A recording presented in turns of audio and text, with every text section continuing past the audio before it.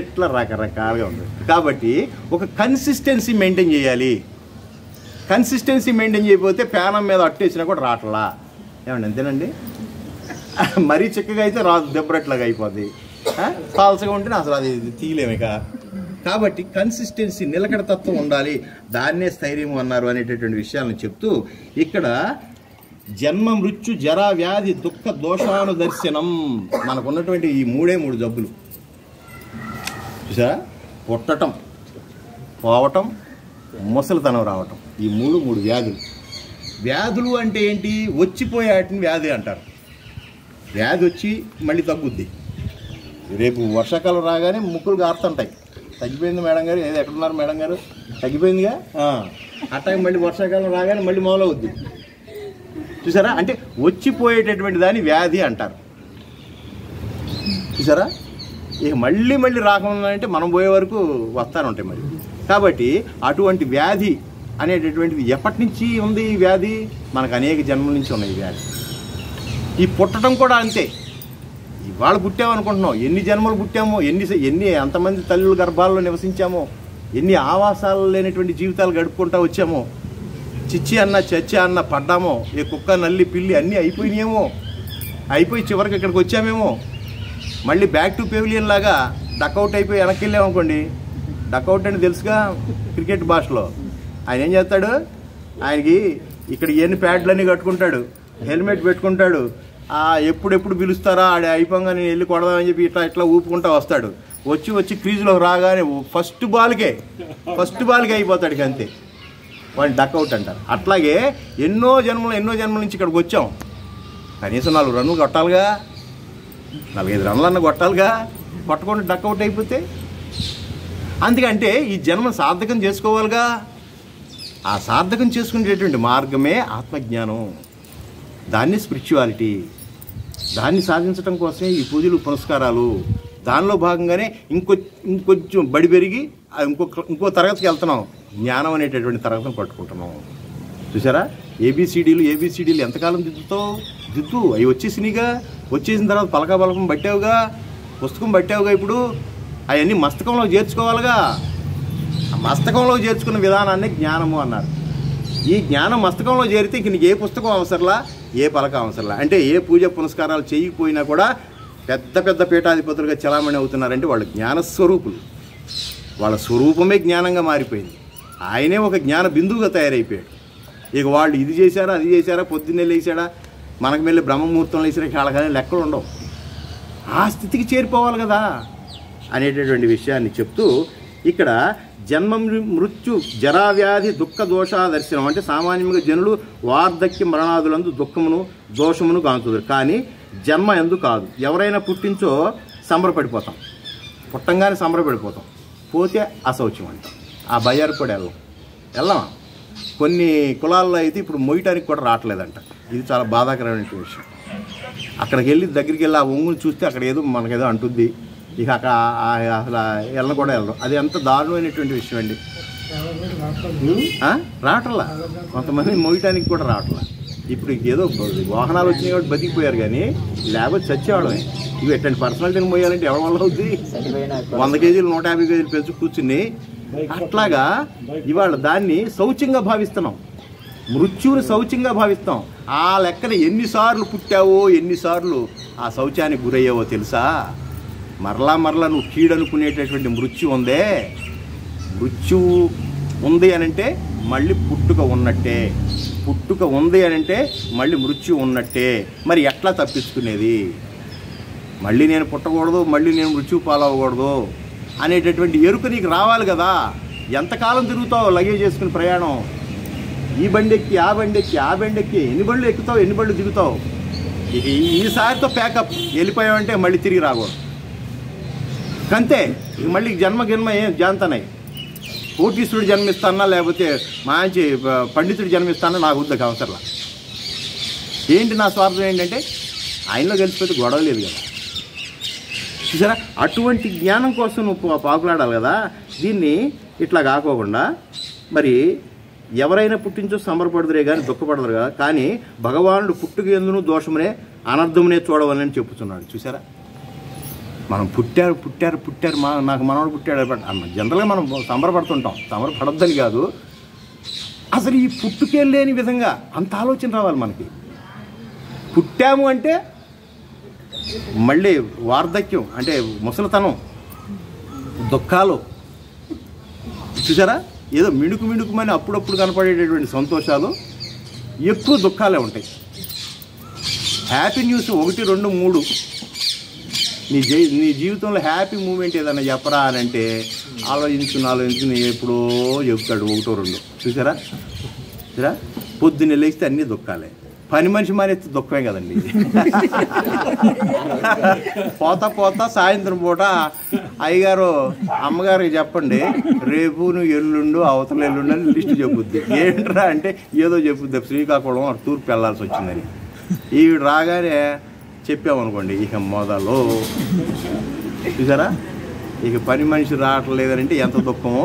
అట్లా మనకి ఆ ఒక్క దుఃఖం దగ్గర నుంచి ఎన్ని దుఃఖాలు ఉన్నాయో మనందరికీ తెలుసు.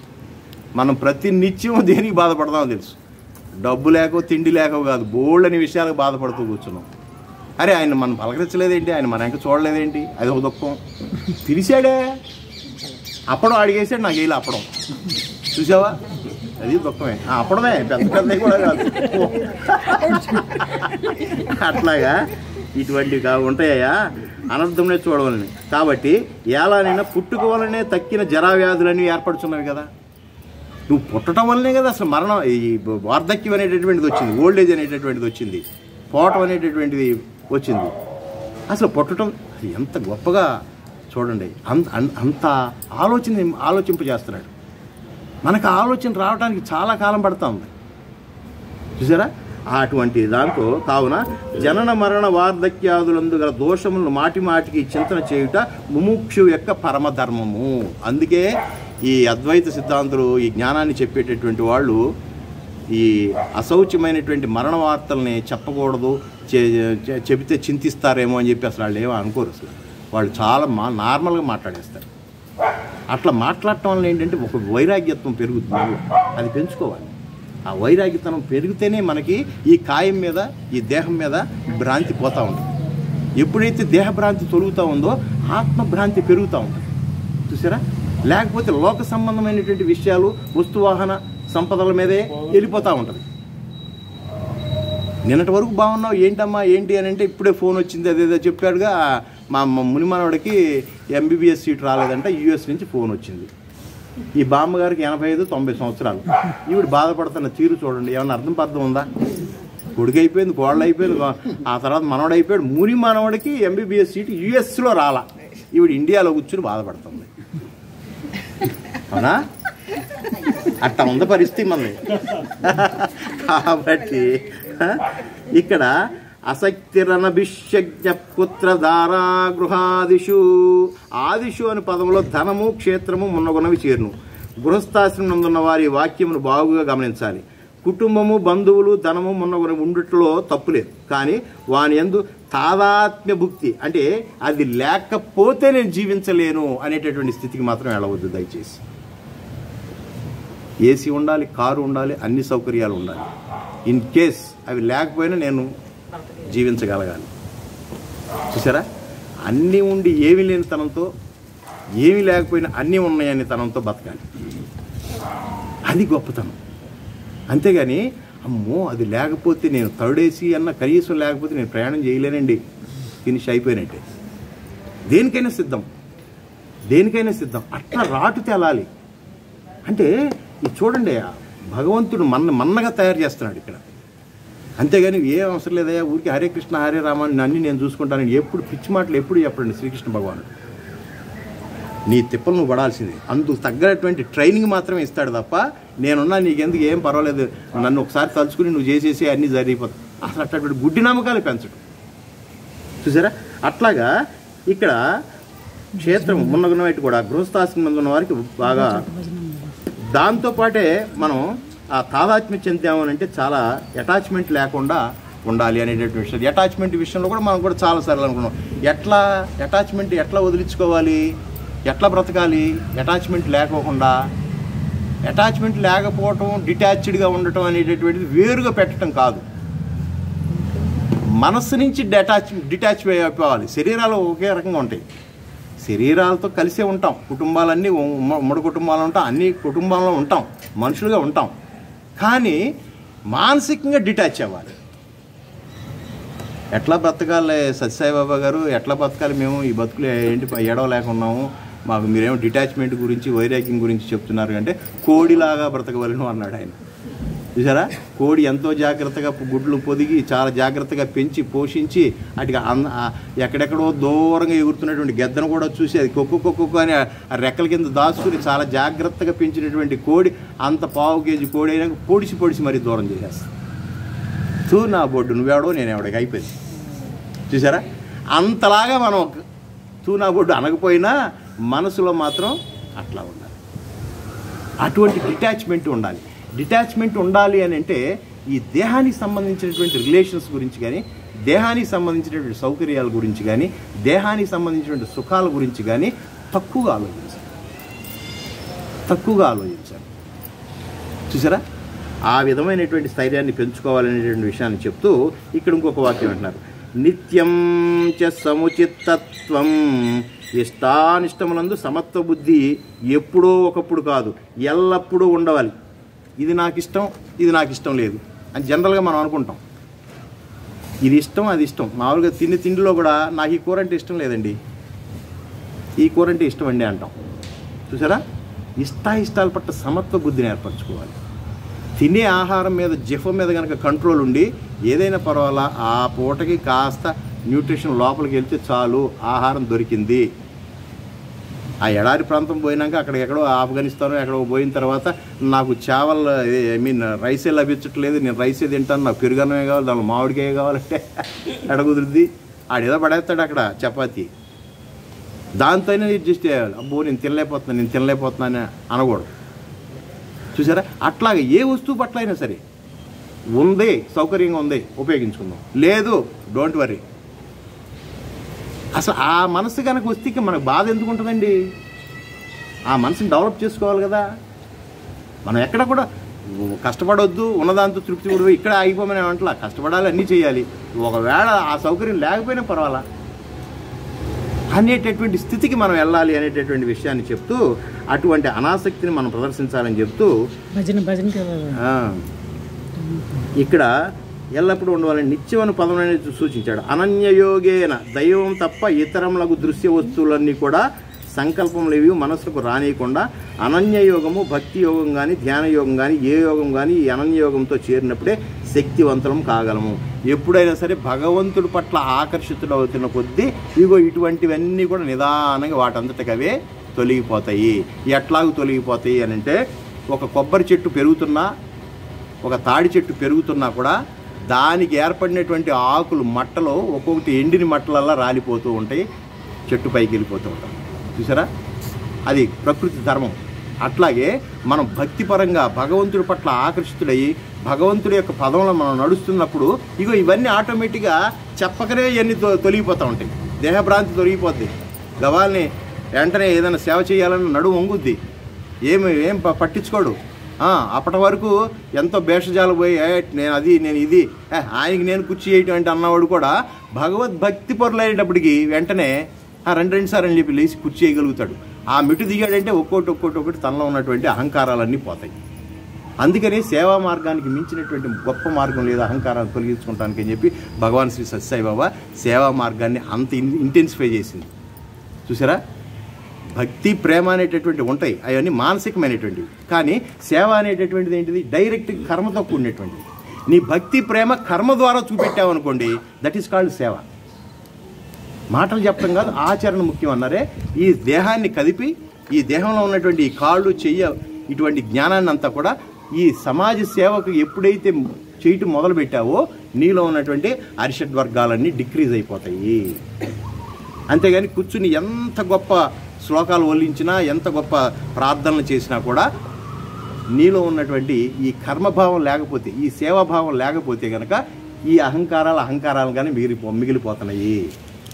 చూసారా, అందుకని సేవా మార్గం ఈజ్ ద బెస్ట్ అనేటటువంటి విషయాన్ని ఆయన బోధిస్తూ వచ్చారు.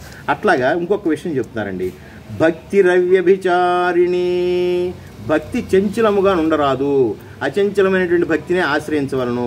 ప్రారంభ స్థితిలో అట్టి నిశ్చల భక్తి అనగా నిరంతరము దైవంపైనే మనస్సు నిలుపుట సాధ్యం కాకపోయినను ప్రయత్నశీలమునందే అట్టి స్థితిని ఏకాంత భక్తిని ఎప్పటికైనా సంపాదించి తీరవలను. భక్తి వ్యభిచారిణిలాగా, అంటే వ్యభిచారిణిలాగా అటు ఇటు పోకోకుండా, అంటే ఆ పదాన్ని దానికి ఉపయోగించారు కానీ చాలా నాణ్యమైనటువంటి పదం అది సంస్కృతంలో. అంటే చంచలమైనటువంటి మనసుకు ఇవాళ ఒకటి రేపు ఒకటి రేపు ఎల్లుండి ఒకటి కాకుండా నిరంతరం ఏ రూపాన్ని అయితే పట్టుకున్నావో ఏ నామాన్ని అయితే పట్టుకున్నావు మళ్ళీ నువ్వు మార్చుకోవాల్సినటువంటి అవసరం లేదు. ఈ టెక్స్ట్ బుక్ చదివిన తర్వాత నేను అబ్బో ఇవన్నీ బాగా నచ్చినాయండి నాకు, నేను అమ్మవారిని వదిలేసి అయ్యవారిని పట్టుకుంటానని కానీ అయ్యవారిని పట్టుకుంటాను అమ్మవారిని వదిలేస్తానని కానీ అన్నారంటే మూఢమైనటువంటి విషయంలోకి కూలిపోయినట్టు.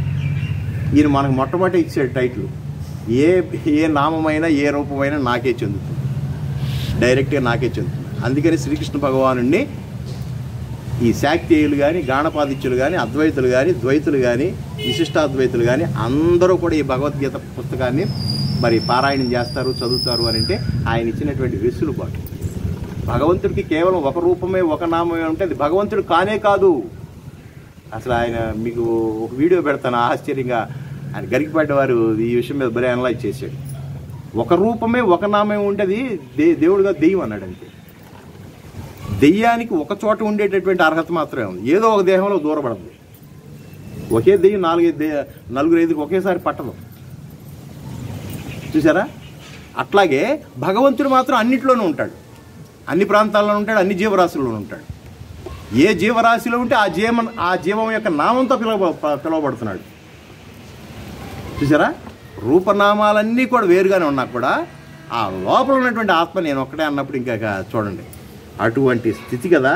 కాబట్టి అటువంటి విషయాలని చెప్తూ ఇక్కడ వివిక్త దేశ సేవితం అంటే ప్రారంభ దశలో ప్రాపంచిక మనస్తత్వం గల జనుల వల్ల విక్షేపం కలుగుట నిమిత్తం సాధారణ ఏకాంత స్థలం కొనసాగించడం ఉత్తమం. అట్టి ఏకాంత స్థలం వారి గృహం నందు ఏర్పాటు చేసుకోవచ్చును. ఒక ప్రత్యేకమైన గదిని ధ్యానాదులకే వినియోగించాలని భగవంతుడు స్వయంగా చెప్తున్నాడు. దేనికైనటువంటి ఏ విషయం అయినా కూడా కాలం ప్రకారం చేయాలి, ప్రాంతం ప్రకారం చేయాలి. ఒక ప్రాంతానికి ఒక కాలానికి కట్టుబడి చేస్తే మనకు కాస్త నిలకడ శక్తి పెరుగుతుంది. ఆ నిలకడ శక్తి మనసులో నిలకడ శక్తి పెరిగిన తర్వాత ఇక మనం ఎక్కడ ట్రావెల్ చేస్తున్నా కూడా భగవంతుడిని ధ్యానించుకోవచ్చు. కళ్ళు మూసుకుంటే ఆ రూపాన్ని నామాన్ని మనం చూసుకోవచ్చు. అది సాధించేంత వరకు ఒక ప్లేస్, పర్టికులర్ టైం అనేటటువంటిది ఇంపార్టెంట్ అనేటటువంటి విషయాన్ని చాలా నొక్కి ఒక్కాడిస్తున్నారు. ఈ విధంగా మనకి ఇంకొక 2 నిమిషాలతో మాట్లాడదామండి. ప్రారంభ దశలో ప్రాపంచిక మనస్తత్వం గల జనుల వల్ల ఇట్లా జరుగుతుంది. అట్లాగే హరితర్జన సంపది, మొదట దుర్జన సాంగత్యం వదిలేయాలి. సాంగత్య దోషం అనేటటువంటిది భయంకరమైనటువంటిది. నీ ఫ్రెండ్స్ ఎవరో చెప్పు, నువ్వెవరో నేను చెప్పేస్తానని చెప్పేది సామెత ఉంది ఇంగ్లీష్లో. నువ్వెవరో నేను చెప్పవసరలా, నీ ఫ్రెండ్స్ ఎవరో చెప్తే చాలు, నువ్వేంటో నేను చెప్పేస్తాను. ఎందుకంటే 90% పక్కన వాళ్ళ వల్ల ఇన్ఫ్లుయెన్స్ అయిపోతుంటాం. పక్కన వాళ్ళ మీద వాళ్ళ యొక్క ప్రభావం మన మీద పడిపోతూ ఉంటుంది. ఇప్పుడు కుమార్ గారు ఆవలించిందంటే మనం అంతా ఆవలించాల్సి వస్తుంది, కూర్చోలేకపోతున్నారేమో. కాబట్టి ఆ ప్రభావం అనేటటువంటి చాలా గొప్పది. దాన్ని ఎన్విరాన్మెంటల్ ఎఫెక్ట్స్ అంటారు. పరిసరాల యొక్క ప్రభావం మన మీద పడిపోతుంది. ఇట్లా చక్కగా కూర్చుని హాయిగా మాట్లాడుకుంటున్నాం, ఇటు ఏదైనా మున్సిపాలిటీ బండి వెళ్ళింది అనుకో, ట్రక్కు ఆ కంపు కొట్టిందంటే ఆ ప్రభావం అంతా మన మీద ఉంటుందా లేదా, చూసారా?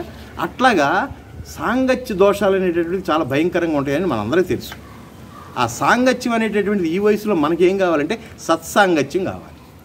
మంచి విషయాలు వారంలో ఒక్కరోజైనా మంచి విషయాలు మాట్లాడుకుని దాని ఇంటికి వెళ్ళినాక స్మరణ చేసుకుంటూ దాన్ని డెవలప్ చేసుకుంటాం. ఇంకా అంతకంటే మనం చేయగలిగేది ఏంటి, చూసారా? భగవన్నామ స్మరణ ఎట్లాగో చేసుకుంటున్నాం, పూజాది కార్యక్రమాలు స్తోత్రాలు ఇవన్నీ అలాగే వల్లిస్తున్నాం. మంచి విషయాల చేత రమింపబడాలంట. భగవాన్ సత్యసాయిబాబా నిన్న చెప్పారు, సాయి బోధనామృతంలో మీకు పెట్టాను, నాకు వ్రతాలు ఊరేగింపుల కంటే కూడా ఈ సద్వాక్యము సత్సేవ ఈ రెండే నాకు మంచిది అన్నారు. సద్వాక్యం అంటే సత్సంగం.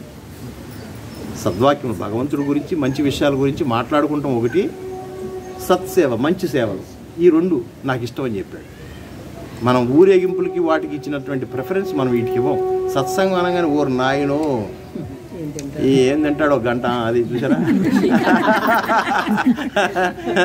తినేస్తాడు. అంటే తెలిసినట్టే ఉంటాయి ఈ విషయాలన్నీ, మనకు తెలిసినట్టే ఉంటాయి, మనం తెలుసుకోలేకపోతుంటాం. అట్లాగా ఇంకొక విషయం చెప్తున్నాడు, అనతిర్జన సంసది, మొదట దుర్జన సాంగత్యం వదిలి సత్సాంగత్యంలోకి చేరాలయ్యా.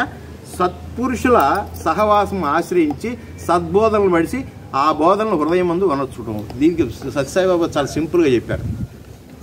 ఏమవసరం లేదయా, నువ్వు అత్తరు కొనకపోయినా పర్లా, అత్తర్ షాపులోకి వెళ్ళి కాసేపు నుంచు. అత్తర్లు సెంట్లు అమ్ముతారు కదండి, వాళ్ళు ఎవడో వస్తూ ఉంటాడు, అదే దూచిట్ట రాసి చూడండి, ఈ స్మెల్ చూడండి, ఈ ఫ్లేవర్ చూడండి అని ఇక్కడ రాస్తుంటాడు. మనం కొనకపోయినా వాడు ఎంక చూస్తూ ఉంటే వాడు ఏదో పీల్చుకుంటుంటాడు, మనం అక్కడే ఉంటాం. అట్లా 10 మందికి రాస్తుంటాడు. ఆ 10 మందికి ఆ వాయువు అంతా మన మీదకి వస్తుంది కదా, మనం కొనవసరంలా. అట్లాగే సత్సంగ పురుషులు మంచి వాళ్ళ మధ్యలోకి మనం చేరామనుకోండి, ఆటోమేటిక్గా అటువంటి ఒక బిజినెస్ చేసే బిజినెస్ కమ్యూనిటీలో మనం దాకా వెళ్ళి కూర్చుంటున్నాం అనుకోండి, ఏదో బిజినెస్ చేయాలనే ఆలోచన మనకు వస్తుందా రావట్లేదా? అంతే, సేమ్ అంతే. ఇది కూడా అంతే. ఆధ్యాత్మికతకు మనకు చాలా సులువైనటువంటి మార్గం ఏంటంటే సత్సంగమేనండి. ఎన్ని పుస్తకాలు చదివినా, ఎన్ని వ్యవహారాలు చేసినా కూడా సత్సంగం వల్ల మనకి మంచి మంచి విషయాలు తెలుస్తూ ఉంటాయి. చూసారా? అందుకని పూర్వం అసలు ఎప్పుడు బోధలు ఎక్కువగా ఉండేవి, చక్కటి బోధలు జరిగాయి. దానికోసమే మన దేవాలయాల్లో మీరు చూడండి, ఏ దేవాలయం చూసినా కూడా కాలక్షేప మండపం అని కడతారు. కాలక్షేప మండపం అని సాయంత్రం పూట పురాణ కాలక్షేపం జరిగేది. పాపం 2 కూర్చొని 3 కూర్చొని ఆ మల్లంపల్లి ఆయన శర్మ గారు మన సందులో ఉండేవాడు, ఆయన ఆ చిన్న శివాలయంలో ఎప్పుడు చెప్తానే ఉండేవాడు. చూసారా? అట్లా చాలామంది ఉండేవారు ఇంతవరకు. ప్రతి దేవాలయంలోనూ కాలక్షేప మండపాలు జరిగాయి. అటువంటి సత్సంగాలు పోయినాయి వాళ్ళు. కాబట్టి ఆ సత్సంగం చాలా ఇంపార్టెంట్ అనేటటువంటి విషయాన్ని చెప్తున్నాడు. కాబట్టి అవును, ఇప్పుడు త్వరగా హరికథలు అవన్నీ, అవును, హరికథలో రకరకాలైనటువంటివి చెప్తూ ఉండేవారు. ఇప్పుడు హరికథ చెప్తాడా, వినేవాడు ఉంటే హరికథ ఆంగ్లంలో చెప్పాడంట. హరికథే మామూలుగా అర్థం కాదు, మళ్ళీ ఆంగ్లంలో చెప్తున్నాడంట అని అంటున్నారు ఇవాళ. అట్లాగా ఆ హరికథలు చెప్పబట్టే ఆ హరికి సంబంధించినటువంటి కథలనే హరికథలు. ఆ భగవంతుడి కథల్ని ఎవరు మోసుకొచ్చారు, ఎవరు చదివారండి? టెక్స్ట్ బుక్ మీరు నేను చదివాను. ఇంతవరకు రామాయణం పూర్తిగా నేను చదవలేదు, మీరు చదవలేరు. మహానుభావులు మీరు ఎవరినో ఒకళ్ళిద్దరు చదివారేమో, కానీ అన్ని శ్లోకాలు, అన్ని వేల, అన్ని లక్షల శ్లోకాలు, దానికి ఉన్నటువంటి సారాంశం మనకు ఎందుకు తెలిసింది?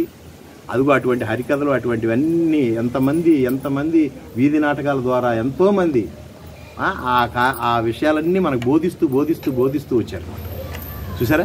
ఇవాళంటే మనకి టీవీలు వచ్చినాయి, కానీ ఇదివరకు రామాయణం ఇంతమందికి మా నాయనమ్మలకి, మన అమ్మమ్మలకి ఈ రామాయణ మహాభాగవతాలు వాళ్ళకి ఇల్లటరేట్స్ అయినా, ఏది పెద్దగా చదువుకోపోయినా వాళ్ళకి అన్ని విషయాలు తెలిసినాయి అంటే ఆ హరికథల ద్వారానే కదా.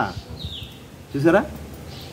అటువంటి పరిస్థితులు ఉండే. అందుకని సత్సంగానికి చాలా పెద్దపీట వేయమన్నారండి. హరికథలో ఇంకోటి సార్, ఇప్పుడు రేలంగి నరసింహారావు గారు ఎలా సమాజానికి అన్వయించారో, హరికథలు చెప్పేటప్పుడు వాళ్ళు చెప్పి సమాజానికి అన్వయించేవారు.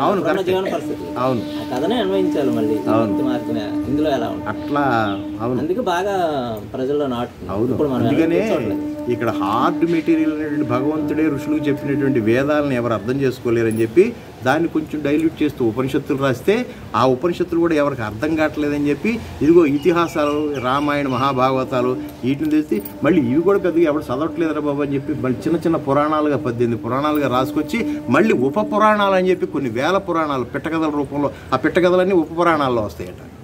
చూసారా? ఇట్లా జనులకు జారేయటానికి ఎంత ప్రయత్నం చేశారు. మనం నిజంగా సిద్ధాన్నం అంటారే, అంటే అంత ప్రిపేర్ అయిపోయినాక మనం డైనింగ్ టేబుల్ మీద పెట్టుకుని వడ్డించుకుని తినడానికి మనకి నొప్పి. వంట చేసింది అమ్మగారు, అన్నీ ఎక్కడెక్కడ ఏమేమి పెట్టింది పాపం వెళ్ళేటప్పుడు చెప్తానుంటుంది మొత్తం. ఆ ఫ్రిడ్జ్లో అది పెట్టాను, దీనిలో ఇది పెట్టాను, అది పెట్టాను, నువ్వు అది వడ్డించుకో, ఇది వడ్డించుకో, మళ్ళీ దాని మీద మూతలు అయ్యి మళ్ళీ సాయంత్రానికి చెడిపోద్ది, ఇవన్నీ ఎన్ని చెప్తుంది పాపం. వంట చేసింది అన్నీ చేసిందా? అక్కడ ఎతుక్కుని వడ్డించుకోవడానికి బద్ధకం అయ్యి అక్కడ ఏదో ఒకటి మాత్రం కనబడితే ఆ ఒకటితో తినేసి మిగతా అట్టా పెట్టి మళ్ళీ సాయంత్రానికి వచ్చి ఆవిడ ఇసుకుంటారు. అట్ట తయారేమో. నిజంగా మన వేద జ్ఞానం ఏంటి, మన జ్ఞానం అంతా అనంతమైనటువంటిది. సిద్ధ పురుషులందరూ ఆల్రెడీ వడపోసేసి ఇది తప్పు, ఇది ఒప్పు, ఇది తప్పు, ఇది ఒప్పు అని చెప్పి నిర్ధారించేసేసి ఇది కరెక్ట్ అని ఫైనల్ చేసినటువంటి టెక్స్ట్ బుక్ని కూడా మనం పట్టుకోలేకపోతాం. అటువంటి జ్ఞానాన్ని కూడా అందుకోలేకపోతాం. చూసారా? ఆల్రెడీ ట్రాక్ ఉంది, బండి కూడా ఎక్కిచ్చారు, దానికి ముందు నడవటమే మంది. కాబట్టి దానివల్ల ఆ నడిపించేటటువంటి విధానంలో బోధకులు అవసరం, బోధకులతో పాటు వినేవాడు కూడా. వినేవాడు లేకపోతే చెప్పేవాడిగా ఉండదు. అసలు భగవంతుడికి భక్తుడే బలం కదండి. భక్తులు లేకపోతే భగవంతుడు ఎక్కడున్నాడు? హూ ఈజ్ గాడ్ అంటే భగవాన్ సత్యసాయిబాబా అంటాడు, భక్తుడి యొక్క భావనాకారమే భగవంతుడు అన్నాడు. ఎక్కడున్నాడు భగవంతుడు అని అంటే నీ భావనలోనే ఉన్నాడు. భక్తుడి యొక్క భావనాకారమే భగవంతుడు. ఆ గుడికి వెళ్ళి అమ్మవారిని చూస్తున్నాము, ఆ అమ్మవారిని మనసులో నిక్షిప్తం చేసుకున్నాం కాబట్టి అక్కడ అమ్మ దేవత అనేటటువంటి భావన, అటువంటి వైబ్రేషన్స్ అన్నీ వచ్చేస్తాయి. అక్కడికి వెళ్ళినటువంటి వాడు వేరే అనుకున్నాడు అనుకోండి, వాడికి అట్లా కనపడదు. యద్భావం తద్భవతి అని అన్నారు. ఏది అనుకుంటే అది అలాగా కనపడుతుంది అనమాట. అందుకే నువ్వు అనుకునేదేదో పాజిటివ్గా మంచి ఎనర్జెటిక్గా ఉండేటటువంటి విషయాలను అనుకో. ఏది అనుకోవాలో పెద్దలు ఆల్రెడీ సూచించేశారు మనకి. ఏది అనుకోవాలో ఏది పట్టుకోవాలో మనకి చెప్పేసరికి మనం వెతుక్కోవాల్సిన అవసరం లేదు. ఇది అవునా అని మళ్ళీ ప్రయోగాలు చేయాల్సిన పని లేదు మనకి. మళ్ళీ ప్రయోగశాలలో పోయి అనవసరంగా అవన్నీ మీద వేసుకుని కింద వేసుకునే కంటే ఏది పట్టుకోవాలో చెప్పారు. ఏది పట్టుకున్నా ఈయన చెప్పేశాడు. ఈయన ఓవరాల్గా ఏం చెప్పేశాడు, నువ్వు ఏది పట్టుకున్నా, ఏ నామం పట్టుకున్నా, ఏ రూపం పట్టుకున్నా నాకే చెందుతున్నాడు. అల్టిమేట్, ఇంకా దానికి తిరుగులేదు.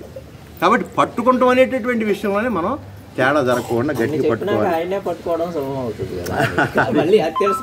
అక్కడికి వచ్చిన తర్వాత ఇప్పుడు మనం చాలాసార్లు అంతకుముందు అనుకున్నాగా, నా ఇంటికి పంపు కావాలండి, నా ఇంటికి పంపు కావాలి, మున్సిపాలిటీ వాళ్ళు నా ఇంటికి పంపు వేయలే, నేను చీఫ్ మినిస్టర్ గారిని పట్టుకోవాలా లేకపోతే ఇక్కడ కమిషనర్ని పట్టుకోవాలా? నా ఇంటికి పంపు కోసం చీఫ్ మినిస్టర్ దాకా వెళ్ళాలా? నేను ఎప్పుడు చీఫ్ మినిస్టర్ని పట్టుకోవాలి? నేను పెద్ద ఫ్యాక్టరీయో పెద్ద వ్యవహారం ఏదైనా చేసి కొన్ని కోట్ల రూపాయల ప్రాజెక్టుకి లైసెన్స్ ఇప్పించాలనుకోండి, అప్పుడు ఆయన పట్టుకోవాలి. ఇక్కడ అర్థం ఏంటి, మనం ఎక్కడ మిగిలిపోయాము? నా ఇంటి పంపు దగ్గరే మిగిలిపోయాము. అంటే కమిషనర్ గారితో పని వరకే అయిపోయాం, మ్యాక్సిమం అయితే వార్డు కౌన్సిలర్ వరకే మనం పరిమితం అయిపోయాం. ఏంటి అది? దేహభ్రాంతి అన్నారు. చూసారా? ఈ దేహభ్రాంతి తొలగించుకుంటే ఆత్మ పొందాలనేటటువంటి విషయం వచ్చిందే, అప్పుడు చీఫ్ మినిస్టర్, అప్పుడు మహానుభావుడు ఈయన గుర్తొస్తాడు. అప్పటి వరకు నువ్వు నేను ఎన్ని చెప్పినా కూడా అల్లీళ్ళు అంటే వద్దంటావేంటి నువ్వు? ఎల్లమ్మ తక్కువదా, పుల్లమ్మ తక్కువదా, లేకపోతే అంకమ్మ తల్లి తక్కువదా, డ్యామ్ డూసుకుంటాం. అందుకని నోరు మూసుకుని ఆ స్థితికి వచ్చేంతవరకు కూడా ఎవరిని పట్టుకోవాలో వాళ్ళకే తెలుస్తుంది. ఒకళ్ళు పట్టుకోవాలని ఒకళ్ళు వదిలేయాలని చెప్పం అసలు. అందుకని మహానుభావుడు ఎంత లౌక్యంగా అన్ని నామాలు నాయనన్నాడు, అన్ని రూపాయలు నాయనన్నాడు. అందుకని ఆయన మీద కంప్లైంట్ లేదు. లేకపోతే మీరు నేను నాకు లటక్ను తొందరపడి అన్నాం అనుకోండి, ఈయన మీద బోల్డంత కంప్లైంట్ వచ్చేది. చూసారా? అందుకని చెప్పి ఒక్కొక్క స్థితికి వెళ్ళిన తర్వాత తెలుస్తుంది. చూసారా? కర్మ మార్గము, భక్తి మార్గము, జ్ఞాన మార్గం అంటే అదే. ముందు భగవాన్ సత్యసాయిబాబా వంటగదితో పోల్చాడు.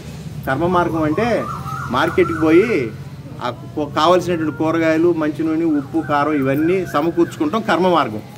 అది బేసిక్. చూసారా?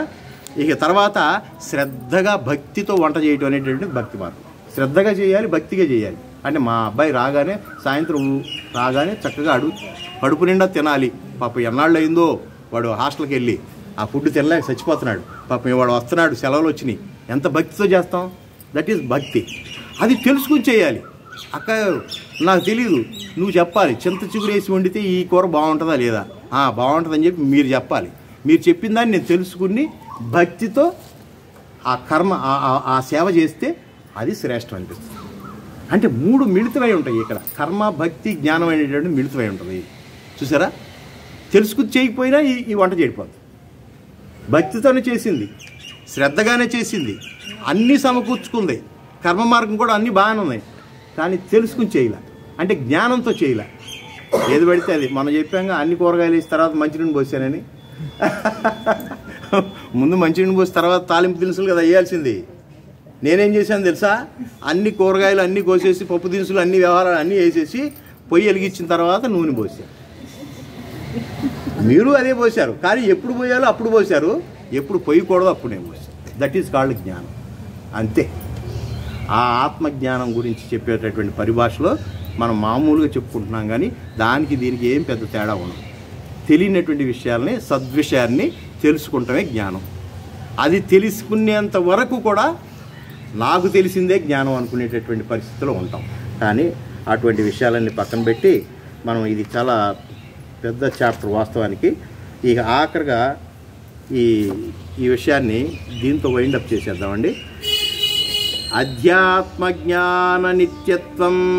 అధ్యాత్మ జ్ఞానం అంటే దైవ సంబంధమైనటువంటి స్మృతి ఎప్పుడో ఒకానొక వేళ ఉండుట చాలదనియు, నిరంతరము అట్టి జ్ఞానము హృదయం నందు వెలుగుతూ ఉండవలెను. అది సరే, ఏ పండగకో పబ్బానికో దాన్ని ఏమంటారు, ఆ దేవుడి మందిరాన్ని దులిపేసేసి కాస్త 4 కొబ్బరికాయలు కొట్టేసి ఇక ఆయన మొత్తం ఆయనే చూసుకుంటాడంటే కుదిరేటటువంటి వ్యవహారం కాదు. ఆయన యోగ నిద్రలో ఆయన ఉంటాడు, మనం ఇట్లాగ అయిపోతాం. కాబట్టి నిత్యము ఆయన్ని హృదయంలో స్మరించుకుంటూ ఉండాలి. కేవలం స్మరించటం ద్వారానే మనం కూడా పైకి ముక్తి మార్గం వైపు వెళ్ళే అవకాశం ఉంది. అందుకని నవవిధ భక్తి మార్గాల్లో స్మరణ కూడా ఒకటి ఉందిగా. ముందు శ్రవణం అని, కీర్తనం అని, స్మరణం అని. చూసారా, స్మరించుకుంటాం అంటే ఏంటి? ఇప్పుడు మనం ఎన్న విషయాలన్నీ రాత్రి 10ంటికి పడుకోబోయే ముందు ఒక్కసారి రివ్యూ చేసుకుంటే స్మరణ, అంతకంటే ఏమీ లేదు. దానికి కూడా మనకు ఆ రివ్యూ చేసుకునే పరిస్థితులు కూడా ఉండటంలా మనకి అంత ఇదైపోతుంది. చూసారా, అందుకని ఆనాటి భక్తులకి బాగా ఆ స్మరణ జ్ఞానం ఉండటం వల్ల వాళ్ళ మస్తిష్కంలోకి అన్ని విషయాలన్నీ వెళ్ళిపోయి స్టోర్ అయిపోయాయి. అందుకని వాళ్ళకి దాన్ని ఏమంటారు, నిగ్రహ శక్తి, దాన్ని అప్పచెప్పేటటువంటి విషయం రేపు ఇవాళ చెప్పే విషయాన్ని రేపు చెప్పేసేవాళ్ళు. ఇప్పుడు మనకు అటువంటి పరిస్థితి లేవు. ఇప్పుడు మనం ఎన్ని వింటున్నామా, ఇది ఒక ఎత్తు, ఇక్కడ దాకా ఇక్కడ పేరుకుపోయింది. ఇప్పుడు అక్కడికి వెళ్ళాక వాట్సాప్ ఓపెన్ చేస్తాం, ఇదంతా ఎరైజ్ అయిపోద్ది. డస్టర్ పెట్టి తుడిచేసినట్టే మళ్ళీ వాట్సాప్లో ఉన్న విషయాలు ఎప్పటికప్పుడు కొత్త చెప్పించుకుంటుంటాం. చూసారా, ఆవిడెవరో చదువురాని యాక్టరు రమాదేవి, రమాప్రభకి చదువు లేదంట. ఎన్టీ రామారావు ఎంత పెద్ద డైలాగ్ చెప్పగలడో అంత డైలాగు ఈవిడ చూడకుండా చెప్పేదంట. ఇది చెప్పండి డైరెక్టర్ గారు, మళ్ళీ ఒకసారి చెప్పండి అనేదంట. చెప్తే ఆ డైరెక్టర్ గారు చెప్పిన విధానాన్ని అంతా వినేది, అంతే. రాసుకుంటాం తెలియదు, చదవటం తెలియదంట. అంత పెద్ద డైలాగు 2వ రోజున వాళ్ళు వచ్చి చెప్పేసి, అంటే కాన్సన్ట్రేషన్ అలా ఉంటుంది అనమాట. ఇంకో రెండో వ్యాపకం లేదు. అంటే దేనివల్ల జరిగింది? ఇది స్మరణ వల్ల జరిగింది. ఇవాళ ఏం చెప్పాడో ఆయన క్లాసులో రాత్రి ఇంటికి వెళ్ళినాక స్మరించుకుంటా ఉండేది, గుర్తు తెచ్చుకుంటా ఉండేది అనమాట, నెమరు వేసుకుంటా ఉండేది, అంతే. 2వ రోజు ఇక అసలు ఆవిడ మొన్న ఇంటర్వ్యూలో చెప్తుంది, నాకు చదువు లేదు, ఏమి లేదు. తర్వాత వాళ్ళతో వీళ్ళతో మాట్లాడటం వల్ల 4 అక్షర జ్ఞానం వచ్చింది తప్ప అసలు మొట్టమొదటి అసలు చూసి చదివే పరిస్థితి లేదు. పైగానేమో బాగా చెబుతున్నారు కదా అని చెప్పి పెద్ద పెద్ద డైలాగులు నాకు ఇచ్చేవాళ్ళు, నాకు చెప్పేసారు. అట్లాగా స్మరణ వలన కూడా మనం తరించవచ్చు అనేటటువంటి విషయాలను చెప్తూ మరికొన్ని విషయాలతో మనం నెక్స్ట్ వీక్కి మాట్లాడుకుందామండి. ఇది చాలా అద్భుతంగా ఉంటుంది. ఈ చాప్టరే కాదు, అన్ని చాప్టర్లు ఇక్కడి నుంచి కూడా ఈ జ్ఞాన షట్కం అన్నమాట ఇది. కాబట్టి ఎవరు మానుకోకుండా తప్పనిసరిగా అందరూ కూడా రావాలి. ఇవాళ మనకి నరసింహరావు గారు వచ్చారు. వారు ముందు వారు ఒక పాట పాడిన తర్వాత మిగతా వాళ్ళు పాడుకుందామండి. రండి నరసింహరావు.